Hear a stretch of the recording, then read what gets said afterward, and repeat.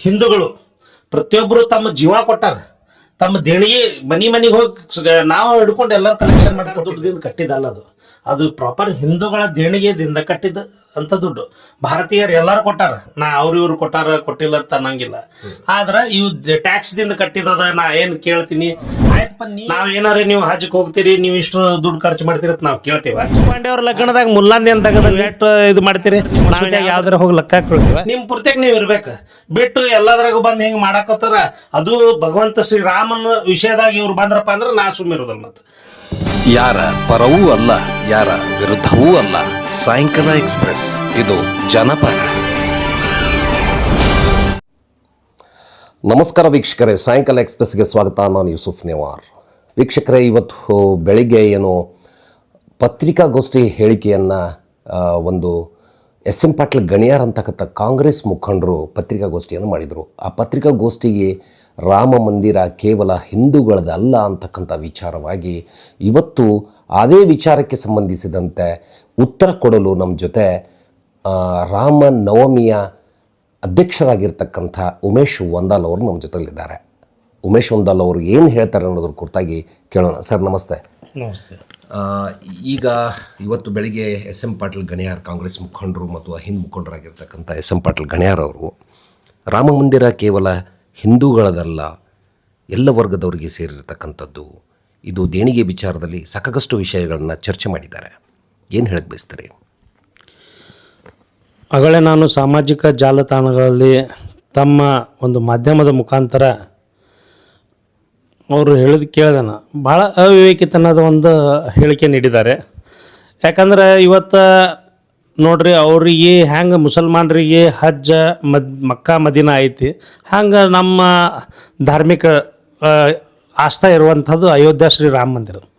ಅದ್ರ ಬಗ್ಗೆ ಮಾತಾಡೋರು ಅವ್ರು ಯಾರು? ನಾ ಇರ್ತೀನಿ. ಇದು ಆಗ್ಯದ. ಅವ್ರು ಏನು ಹೇಳತ್ತಾರಲ್ಲ, ಇವತ್ತು ಒಂದು ಏನೋ ಭ್ರಷ್ಟಾಚಾರ ಆಗೋದು. ಅವರು ಒಂದೇದೇನು ತಪ್ಪು ಹೇಳ್ಯಾರಪ್ಪ ಅಂದ್ರೆ ಟ್ಯಾಕ್ಸ್ದಿಂದ ಕಟ್ಟ್ಯಾರತ್ತ, ರಾಮ ಮಂದಿರ ಟ್ಯಾಕ್ಸ್ದಿಂದ ಕಟ್ಟ್ಯಾರತ್ತಂದ್ರೆ ಅದು ಎಂಥ ಅವಿವೇಕಿತನದ ಹೇಳಿಕೆ ಅಂದರೆ, ಪ್ರತಿಯೊಂದು ಹಿಂದೂಗಳು ಪ್ರತಿಯೊಬ್ಬರು ತಮ್ಮ ಜೀವ ಕೊಟ್ಟಾರ, ತಮ್ಮ ದೇಣಿಗೆ ಮನಿಗೆ ಹೋಗಿ ನಾವು ಹಿಡ್ಕೊಂಡು ಎಲ್ಲರೂ ಕಲೆಕ್ಷನ್ ಮಾಡಿ ಕೊಟ್ಟಿದ್ದೇವೆ. ಯಾವ ಸರ್ಕಾರ ದುಡ್ಡಿಂದ ಕಟ್ಟಿದ್ದಲ್ಲ ಅದು. ಅದು ಪ್ರಾಪರ್ ಹಿಂದೂಗಳ ದೇಣಿಗೆದಿಂದ ಕಟ್ಟಿದ್ದು ಅಂಥ ದುಡ್ಡು. ಭಾರತೀಯರು ಎಲ್ಲರೂ ಕೊಟ್ಟಾರ, ನಾ ಇವ್ರು ಕೊಟ್ಟಾರ ಕೊಟ್ಟಿಲ್ಲ ಅಂತ ಅನ್ನಂಗಿಲ್ಲ. ಆದ್ರೆ ಇವು ಟ್ಯಾಕ್ಸ್ದಿಂದ ಕಟ್ಟಿದ್ದದ. ನಾ ಏನು ಕೇಳ್ತೀನಿ, ಆಯ್ತಪ್ಪ ನೀ ಯಾರು ಕೇಳೋರು? ನಾವು ಏನಾರೇ ನೀವು ಹಜ್ಜಕ್ಕೆ ಹೋಗ್ತೀರಿ, ನೀವು ಇಷ್ಟು ದುಡ್ಡು ಖರ್ಚು ಮಾಡ್ತೀರಿ ಅಂತ ನಾವು ಕೇಳ್ತೀವ? ದೇಶಪಾಂಡೆ ಅವ್ರ ಲಗ್ನದಾಗ ಮುಲ್ಲಾಂದಿ ಅಂತ ತೆಗದಲ್ಲಿ, ದೇಶಪಾಂಡೆ ಅವ್ರ ಲಗ್ನದಾಗ ಮುಲ್ಲಾಂದಿ ಅಂತ ತೆಗದು ನಾವೇನು ನೀವು ಎಷ್ಟು ಇದು ಮಾಡ್ತೀರಿ? ನಾವೇನು ಯಾವ್ದಾರು ನಿಮ್ಮ ಮಸೂತಿಯಾಗಿ ಯಾವ್ದಾರು ಹೋಗಿ ಲೆಕ್ಕ ಹಾಕೊಳ್ತೀವ? ನಿಮ್ಮ ಪೂರ್ತಿಯಾಗ ನೀವು ಇರ್ಬೇಕು ಬಿಟ್ಟು ಎಲ್ಲದ್ರಾಗ ಬಂದು ಹಿಂಗೆ ಮಾಡಾಕತ್ತಾರ. ಅದು ಭಗವಂತ ಶ್ರೀರಾಮನ ವಿಷಯದಾಗ ಇವ್ರು ಬಂದ್ರಪ್ಪ ಅಂದ್ರೆ ನಾ ಸುಮ್ಮಿರೋದಲ್ಲ. ಮತ್ತೆ ಹೇಳ್ತೀನಿ, ಅವ್ರು ಕೇಳಿರ್ತಕ್ಕಂಥದ್ದು ಅವ್ರು ಬಹಳ ಸ್ಪಷ್ಟವಾಗಿ ಕೇಳಿದ್ದಾರೆ. ಇದು ಕೇವಲ ಇದು ದೇಣಿಗೆ ಕೊಟ್ಟಿಲ್ಲ, ದೇಣಿಗೆ ಕೊಟ್ಟಿದ್ದಾರೆ ಅನ್ನೋದು ಸೆಕೆಂಡ್ರಿ. ಆದರೆ ದೇಣಿಗೆಯಲ್ಲಿ ಆಗಿರ್ತಕ್ಕಂಥ ಅವ್ಯವಹಾರ ಕುರಿತಾಗಿ ಏನು ನಡೀತಾ ಇದೆ ಅನ್ನೋ ಪ್ರಶ್ನೆಯನ್ನು ಹಾಕಿದ್ದಾರೆ. ಆಯ್ತು ರೀ, ಕರೆಕ್ಟ್. ಅವ್ಯವಹಾರ ಆಗ್ಯದ, ತುಡುಗಾಗ್ಯದ. ಮನ್ಯಾಗ ತುಡುಗಾದ್ರೆ ಅದನ್ನು ನೋಡ್ಕೊಳ್ಳೋರು ದೊಡ್ಡವ್ರು ಅದಾರ, ದೇಶದ ಪ್ರಧಾನಿ ಅದಾರ, ರಾಜ್ಯದ ಮುಖ್ಯಮಂತ್ರಿಗಳದಾರ, ಪೊಲೀಸರು ಅದಾರ, ಎಲ್ಲರೂ ಅದಾರ. ಇವ್ರದ್ದೇನು ತೆಗದಪ್ಪ? ಹೊಳ್ಳಿ ಮುಳ್ಳಿ ಬರ್ತಾರ. ಇವ್ರೇನು ದೇಣಿಗೆ ಕೊಟ್ರೆ ರಾಮ ಮಂದಿರಕ್ಕೆ ವಿರೋಧ ಮಾಡ್ಯಾರ ಇವರು. ರಾಮ ಮಂದಿರ ಕಟ್ಟಬೇಕಾದ್ರೆ ವಿರೋಧ ಮಾಡೋದಂಥವ್ರು ಇವ್ರಿಗೆ ಎಲ್ಲಿ ಕೇಳೋ ಅಧಿಕಾರ ಅದ? ಆಯ್ತು, ದೇಣಿಗೆ ಕೊಟ್ಟವ್ರು ಬರಲಿ ಕೇಳೋಣ, ನಾವು ಅದ್ರ ಉತ್ತರ ಕೊಡ್ತೀವಿ. ಅದನ್ನ ನೋಡ್ಕೊಳ್ಳೋರು ಅದಾರ. ಅದು ಏನು ಈಗ ನೋಡ್ರಿ, ನಾ ಏನು ಹೇಳ್ತೀನಿ, ನಮ್ಮ ಮನ್ಯಾಗ ತುಡುಗಾಗ್ಯದಲ್ಲ, ನಾವು ನೋಡ್ಕೋತೀವಿ ಅದನ್ನು. ನೀವು ಯಾಕೆ ಇಲ್ಲಿ ಸಿದ್ದೇಶ್ವರ ಬ್ಯಾಂಕ್ ಒಳಗೆ ಏನಾರ ಆಯ್ತಂದ್ರೆ ಪಟಕನೆ ಬಂದು ಕೇಸಿಂದ ಅದ್ರಾಗ ಹಂಗಾಯ್ತಿರ್ತಾರೆ. ನೀವು ಆದಿಲ ಮನ್ನತ್ ಬ್ಯಾಂಕ್ ಒಳಗೆ ನಾವು ಬಂದು ಕೇಳಿವ, ನಿಮ್ಮ ತಾಟ್ನಾಗ ಹೆಗಣ ಸತ ಬಿದ್ದದ, ಅದು ನೋಡಾಕ್ತಾ ಇರಲಿಲ್ಲ. ಮಂದಿ ತಾಟ್ನಾಗ ನೋಣ ಹುಡುಕ್ಯಾಡಕ್ಕೆ ಬರ್ತೀರಂದ್ರೆ ಏನಂದ್ರೆ ಕೇಳಬಾರ್ದು ಅಂತೀರಾ? ಹೇಗೆ ಸರ್? ಅದು ಮಾಡೋರು ಅದಾರ ರೀ. ಇವ್ರು ಕೇಳಿ ಏನು ಮಾಡೋರು ಅದಾರ ಅದು ಹೇಳ್ರಿ ಮೊದ್ಲು. ನಾವು ಏನಾರ ಯಾವ್ದಾರ ಮಸೂತಿ ಲೆಕ್ಕ ಕೇಳ್ತೀವ? ನಾವು ಏನಾರ ಇವ್ರದ್ದು ಮನೆಯಿಂದ ಏನಪ್ಪ ಇವತ್ತು ನಿಮ್ಮ ಹಜ್ಜಕ್ಕೆ ಹೋಗ್ತೀರಿ, ನೀವು ಇಟ್ಟು ರೊಕ್ಕ ಖರ್ಚಾಗ್ತದೆ, ನಾವು ಆಟ ಆಗ್ತದೆ, ನಾವೇನಾರ ಅಲ್ಲಿ ಲೆಕ್ಕ ಕೇಳಿವ? ಇಲ್ಲ. ಅದು ನಮ್ಮ ಆಸ್ಥಾನ, ನಮ್ಮ ಧರ್ಮಕ್ಕೆ ಸಂಬಂಧಪಟ್ಟಿದ್ದು, ನಮ್ಮ ಶ್ರೀರಾಮಚಂದ್ರಕ್ಕೆ ಸಂಬಂಧಪಟ್ಟಿದ್ದು. ಅವ್ರು ಇಟ್ಟು ದಿವಸ ಹಾದಿ ಹೊಂಟವ್ರ ಬಗ್ಗೆ ಏನು ಬೇಕಾದ ಮಾತಾಡ್ಯಾರ. ನಾವಾಗೇನು ಅವರು ರಾಜಕಾರಣ ವಿಷಯ ಅವ್ರಿಗೆ ಬಿಟ್ಟಿದ್ದು, ನಾವೇನು ಅದ್ರಾಗ ಭಾಗವಹಿಸಿಲ್ಲ. ಆದರೆ ಯಾವಾಗ ನಮ್ಮ ರಾಮ ಮಂದಿರ ಆಗಲಿ, ರಾಮ ಅಯೋಧ್ಯ ಶ್ರೀರಾಮಚಂದ್ರ ಬಗ್ಗೆ ಆಗಲಿ ಏನಾರೇ ಅವರು ಹಗುರವಾಗಿ ಮಾತಾಡಿದ್ರೆ ನಾವು ಸುಮ್ ಕುಂದ್ರೋದಿಲ್ಲ. ಅಲ್ಲ, ಹಗುರವಾಗಿ ಅವರು ಬಹಳ ಸ್ಪಷ್ಟವಾಗಿ ಹೇಳಿದ್ದಾರೆ. ಹಗುರವಾಗಿ ರಾಮನ ಬಗ್ಗೆ ಅವರು ಕೂಡ ಮಾತಾಡಿಲ್ಲ. ಆದರೆ ರಾಮ ಭಕ್ತಿ ಅದಾರ ಎಲ್ಲ ಗೊತ್ತದ ನನಗೆ. ನಾ ಎಲ್ಲ ನೋಡ್ಕೋತಿ ಬಂದೀನಿ. ಅವ್ರು ಯಾವತ್ತೂ ಹಿಂದೂಗಳಿಗೆ ವಿರೋಧ ಮಾಡ್ಕೋತೆ ಬಂದಾರ ಏನ್ರಿ. ಅವ್ರ ಬಾಯಿಲೆ ಹೇಳೋದೇನು ನನಗೆ ಗೊತ್ತದ. ಅವ್ರು ಮಾಡ್ಕೋತ ಬಂದಾರ. ಅವು ಎಲ್ಲ ಈಗ ಅದ್ರಾಗ ಭಾಗವಹಿಸ್ಬೇಡ್ರಿ. ನಿಮ್ದು ಏನದಲ್ಲ ಅದನ್ನ ನೋಡ್ಕೊಳ್ಳೋರು ಅದಾರ. ಈಗ ತುಡುಗಾಗ್ಯದಂದ್ರೆ ಸುಮ್ ಬಿಟ್ಟಾರ. ಈಗ ಅದ್ರ ಕೇಸ್ ಮಾಡ್ಯಾರ, ಅದನ್ನ ನೋಡಾಕತ್ತಾರ. ಅದನ್ನ ಎಲ್ಲ ಇನ್ವೆಸ್ಟಿಗೇಷನ್ ನಡೆದಿಲ್ಲ, ನಡೆದಿದೆ. ಇನ್ವೆಸ್ಟಿಗೇಷನ್ ಏನು ಇವ್ರು ಕೇಳಿ ಕೇಳಿ ಮಾಡ್ಬೇಕಾ ನಾವು? ಇವ್ರಿಗೆ ಕೇಳಿ ಮಾಡ್ಬೇಕಾ? ಆಯ್ತು, ನಾವು ಹಜ್ ಒಳಗೆ ಏನಾಗ್ತದಪ್ಪ ಅಲ್ಲೇನ ಮಸೂದ್ಯಾಗ ಎಷ್ಟು ಲೆಕ್ಕದ ಕೇಳಿವ ನಾವು ಇನ್ನಾಗ? ನೀವು ಇಲ್ಲಿ ಅಂಜುಮನ್ ಕಮಿಟಿ ಇಸ್ಲಾಂ ಅದ ಅವ್ರು ನಾವೇನ್ರ ಕೇಳಿವ ಅವ್ರಿಗೆ ಹೋಗಿ? ಇದೇ ದೇಶದ ಪ್ರಧಾನಿ ಇಂದಿರಾ ಗಾಂಧಿ ಅವರು ಹಜ್ಜಿಗೆ ಹೋಗಿ ಬರ್ತೀನಿ ಅಂತಂದ್ರೆ ನೀವು ಇಸ್ಲಾಮ ಮತಾಂತರ ಆಗಿರತ್ತೆ ಹೇಳಿದವ್ರು ನೀವು ನಮಗೆ ಬುದ್ಧಿ ಹೇಳಕ್ ಬರಬೇಡ್ರಿ. ನಮಗೆ ಬುದ್ಧಿ ಹೇಳಕ್ ನೀವು ಬರಬೇಡ್ರಿ. ಒಂದು ಧರ್ಮಕ್ಕೆ ಸಂಬಂಧಪಟ್ಟಂತ ವಿಚಾರ ಸರ. ಇದನ್ನು ನಮ್ಮ ಧರ್ಮಕ್ಕೆ ಸಂಬಂಧಪಟ್ಟಿದ ವಿಚಾರ. ಇವ್ರು ಯಾರು ಮಾತಾಡೋರು? ಇದು ನಮ್ಮ ಧರ್ಮಕ್ಕೆ ಸಂಬಂಧಪಟ್ಟಿದ ವಿಚಾರ. ಇವ್ರು ಯಾರು ಮಾತಾಡೋರು? ಧರ್ಮದಲ್ಲಿ ಅವ್ಯವಹಾರ ಆಗಿದೆ ಅಂತಕ್ಕಂಥ ಸರ್. ಅದು ಅವ್ಯವಹಾರ ಕೇಳೋರು ಅದಾರಲ್ಲ. ಧರ್ಮದಲ್ಲಿ ಪ್ರಧಾನಿ ಅದಾನ. ಧರ್ಮದಲ್ಲಿ ಅಧರ್ಮ ಆಗಿದೆ. ಕರೆಕ್ಟ್. ಧರ್ಮದಲ್ಲಿ ಅಧರ್ಮ. ಮತ್ತೆ ಈಗಾಗಲೇ ಪ್ರಧಾನಿ ವಿಷಯ ಬಂದಾಗ ಅದು ಧರ್ಮದಾಗ ಸಂಬಂಧಪಟ್ಟಿದ ವಿಚಾರ ಅಂತ ಹೇಳ್ತೀರಿ. ಇದು ನಮ್ಮ ಧರ್ಮದ ಸಂಬಂಧದ. ನೀವ್ ಯಾಕೆ ಕೇಳೋರಪ್ಪ? ದೇಶಪಾಂಡೆ ಅವ್ರ ಲಗ್ನದಾಗ ಮುಲ್ಲಾಂದಿ ಅಂತಗದ. ದೇಶಪಾಂಡೆ ಅವ್ರ ಲಗ್ನ ಮುಲ್ಲಂದಿ ಸುಮ್ಮ ಲಗ್ನಕ್ಕೆ ಕರೆದಿರ್ತಾರ, ಬಂದು ಅಕ್ಕಿ ಕಾಳು ಹಾಕಿ ಹೋಗೋದಿರ್ತದ. ಬಿಟ್ಟಿಗೆಸಿಂದ ಅಲ್ಲಿ ಏನ್ರ ಕಾರವಾರ ಮಾಡ್ಕೋತ ಹೋದ್ರೆ ಬಿಡ್ತಾರೆ ಏನೋರಿಗೆ. ಅಂದ್ರೆ ಮುಸ್ಲಿಮರು ದೇಣಿಗೆ ಕೊಟ್ಟಿಲ್ಲ ಅಂತೀರಾ? ಹೇಗೆ? ಯಾರು ನೋಡ್ರಿ, ಪ್ರತಿಯೊಬ್ಬ ಭಾರತೀಯರು ಅದಕ್ಕೆ ದೇಣಿಗೆ ಕೊಟ್ಟಾರ. ಅವ್ರು ಕೊಟ್ಟಾರ. ಭಾರತೀಯರು ದೇಣಿಗೆ ಕೊಟ್ಟಿದ್ದಾರೆ. ಎಲ್ಲ ಭಾರತೀಯರು, ಭಾರತ ದೇಶದ ಯಾರ ನಿಷ್ಠಾವಂತ ದೇಶಭಕ್ತರು ಅದಾರ ಅವ್ರೆಲ್ಲರೂ ದೇಣಿಗೆ ಕೊಟ್ಟರು. ಅದ್ರಾಗ ಹಿಂದೂನು ಬರ್ತಾರೆ, ಮುಸಲ್ಮಾನರು ಬರ್ತಾರೆ, ಕ್ರೈಸ್ತರು ಬರ್ತಾರೆ. ವಿದೇಶಗಳಿಂದ ಹಣ ಬಂದವ್ರಿ. ಅದನ್ನ ಲೆಕ್ಕ ತೊಗೊಳಕ್ಕೂ ಅದಾರ, ಅದನ್ನು ಸರಿ ಮಾಡಕ್ಕೂ ಅದಾರ. ಇವ್ರು ಯಾರು ಅದಕ್ಕೆ ಬಂದ್ ಕಿಶಿಂದ ಟ್ವಿಸ್ಟ್ ಮಾಡಿ ಏನು ಇವ್ರು ಹೋಗಿ ಕೇಳಿದ ತಕ್ಷಣ ನಾವೆಲ್ಲ ಅದಕ್ಕೆ ಹೇಳ್ಬಿಡ್ಬೇಕಾ? ಅದನ್ನ ಏನು ತುಡುಗು ಸಿಕ್ಕಿಬಿಡ್ತಾರೆ? ಅವು ಮಾಡೋರು ಅದಾರ. ಅದಕ್ಕೆ ಆದಂಥ ಒಂದು ಇದು ಗಟ್ಟಿಸ್ಯಾರ. ಅವೆಲ್ಲ ನಡೆದದ. ಅಂದ್ರೆ ಈಗ ತನಿಖೆ ನಡೆದದ. ಅದು ಎಲ್ಲ ಆಗ್ತದೆ. ಇವ್ರು ಯಾರಪ್ಪ ಕೇಳೋರು? ನಾವು ಏನಾರ ಹೋಗಿ ಕಿಶಿಂದ ಇವ್ರು ಎದುರಾಗಾರ ಕೇಳಿದ್ವಿ ಅಂದ್ರೆ ಅವ್ರು ಕೇಳಾಕ ನಮಗೆ ಬಿಟ್ಟು ಎಲ್ಲ ಟೈಮಿಗೆ ಬಂದು ವಿರೋಧ ಮಾಡ್ಕೋತ ಈಗ ಅಗದಿ ಭಯಂಕರ ದೇಶ ನಾವೆಲ್ಲ ಹಿಂದೂ ನಾವೇ ಇವರೇ ದೇಣಿಗೆ ಕೊಟ್ಟಂಗೆ ಮಾತಾಡಕತ್ತಾರ ಅಲ್ಲಿ.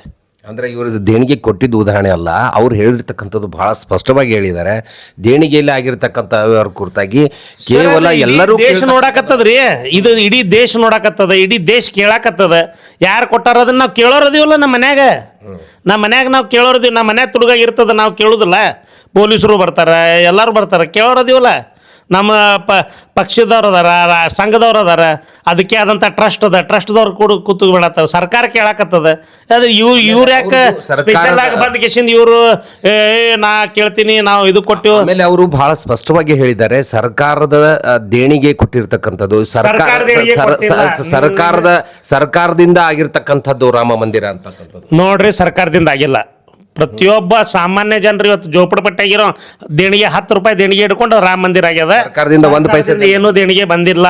ಸರ್ಕಾರದಿಂದ ಅವರು ಟ್ಯಾಕ್ಸ್ ಕಲೆಕ್ಷನ್ ಮಾಡಿ. ಅದಕ್ಕೆ ನಾನು ನಿಮಗೆ ಹೇಳಿದೆ ಅವಿವೇಕಿತನ ಹೇಳಿಕೆ ಅಂತಂದು. ಯಾಕಂದ್ರೆ ಟ್ಯಾಕ್ಸ್ ಕಲೆಕ್ಷನ್ ಮಾಡಿ ಟ್ಯಾಕ್ಸ್ ಅಂದ್ರೆ ಸರ್ಕಾರ ಕೊಟ್ಟಿದ್ದು. ಟ್ಯಾಕ್ಸ್ ಅಂದ್ರೆ ಕಡ್ಡಾಯ ಕೊಡಬೇಕು. ದೇಣಿಗೆ ಅಂದ್ರೆ ಅದು ಮನಸಾಪುರ ಭಕ್ತಿಯಿಂದ ಕೊಡ್ಬೋದು. ಅದು ಮನಸ್ಸಲ್ಲೇ ಕೊಡ್ಬೇಕು. ಅದ್ರಾಗ ಅವ್ರಿಗೆ ಗೊತ್ತಾಗೋಲ್ತು ಟ್ಯಾಕ್ಸ್ ಯಾವುದು ದೇಣಿಗೆ ಯಾವ್ದು ಅನ್ನೋದು. ಮೊದ್ಲು ಅದು ಅವ್ರು ತಿಳ್ಕೊಳಕ್ಕೆ. ಒಟ್ಟಿನಲ್ಲಿ ಏನು ಹೇಳಕ್ ಬಯಸ್ತೀರಿ ಸರ್? ನೋಡ್ರಿ, ಅದು ಅವ್ಯವಹಾರ ಆಗ್ಯೋದು ಬಿಟ್ಟೋದು ಏನಾಗ್ಯದ ಅದು ತನಿಖೆ ನಡೆದದ. ಅದನ್ನು ಮಾಡ್ತಾರೆ. ಅದನ್ನು ಇವ್ರು ಕೇಳೋ ಅವಶ್ಯಕತೆ ನಮಗಿಲ್ಲ. ಅವ್ರ ತಾಟನ್ಯಾಗ ಹೆಗ್ಗಣ ಸತ್ತು ಬಿದ್ದದ.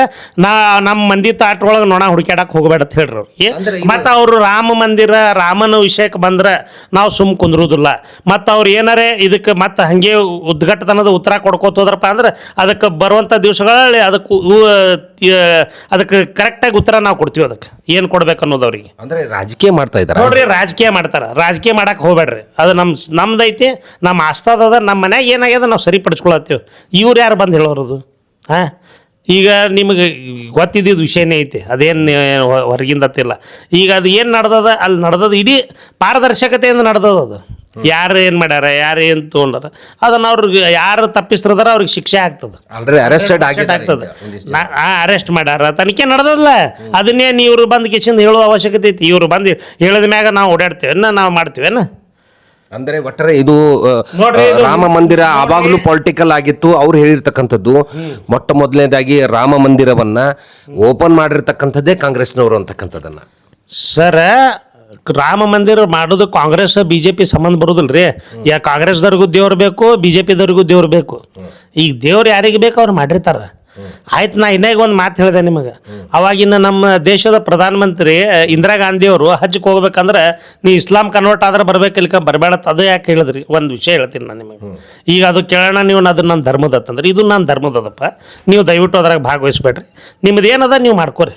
ಬಿಟ್ಟು ನೀವು ರಾಜಕಾರಣಕ್ಕೆ ವಿಷಯ ಬಂದಾಗ ನೀವು ರಾಜಕಾರಣ ಅವ್ರ ಮೇಲೆ ಹೆಸರು ಅರ್ಚಾಟ ಮಾಡ್ಕೋತೋರಿ.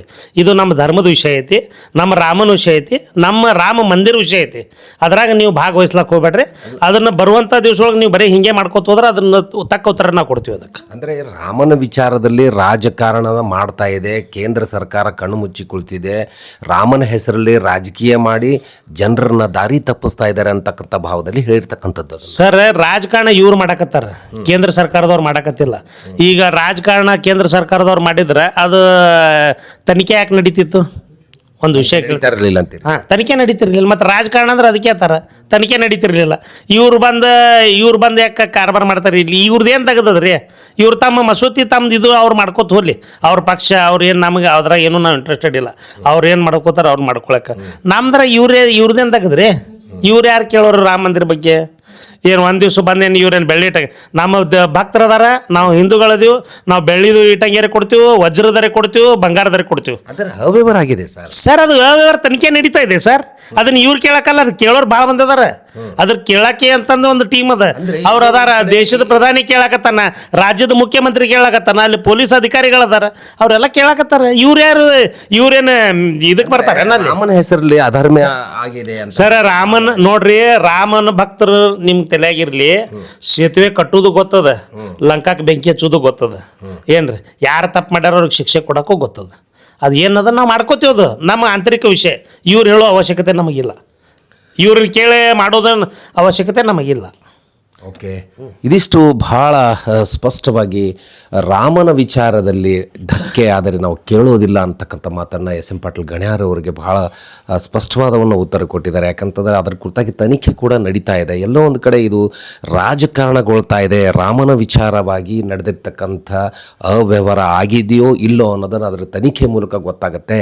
ಹಾಗಾದರೆ ಇಲ್ಲಿ ಯಾಕೆ ರಾಜಕಾರಣ ಮಾಡ್ತಾರೆ? ನಿಮ್ಮ ಮಸೂತಿ ನಿಮ್ಮ ಧರ್ಮವನ್ನು ನಿಮಗೆ ಇರಲಿ, ನಮ್ಮ ಧರ್ಮ ನಮಗೆ ಇರಲಿ, ನಾವು ನಮ್ಮ ಧರ್ಮದಲ್ಲಿ ಹೇಗೆ ಸುಧಾರಿಸಿಕೊಳ್ಳಬೇಕು ನಮ್ಮ ಭಾವದೊಂದಿಗೆ ಇವತ್ತು ಉಮೇಶ್ ವಂದಾಲ್ ಅವರು ಬಹಳ ಸ್ಪಷ್ಟವಾಗಿ ಕಾಂಗ್ರೆಸ್ ಹಿರಿಯ ಮುಖಂಡ ಎಸ್ ಎಂ ಪಾಟೀಲ್ ಗಣ್ಯಾರ್ ಅವರಿಗೆ ಉತ್ತರ ಕೊಟ್ಟಿದ್ದಾರೆ. ಮುಂಬರುವ ದಿನಗಳಲ್ಲಿ ಇದು ಯಾವ್ಯಾವ ದೃಷ್ಟಿಕೋನದಲ್ಲಿ ಸಾರ್ವಜನಿಕರಿಗೆ ಹೋಗುತ್ತೋ ಅನ್ನೋದ್ರ ಕುರಿತಾಗಿ ಕಾದು ನೋಡೋಣ. ಸಾಯಂಕಾಲ ಎಕ್ಸ್ಪ್ರೆಸ್, ವಿಜಯಪುರ. ಯಾರ ಪರವೂ ಅಲ್ಲ, ಯಾರ ವಿರುದ್ಧವೂ ಅಲ್ಲ. ಸಾಯಂಕಾಲ ಎಕ್ಸ್ಪ್ರೆಸ್, ಇದು ಜನಪರ.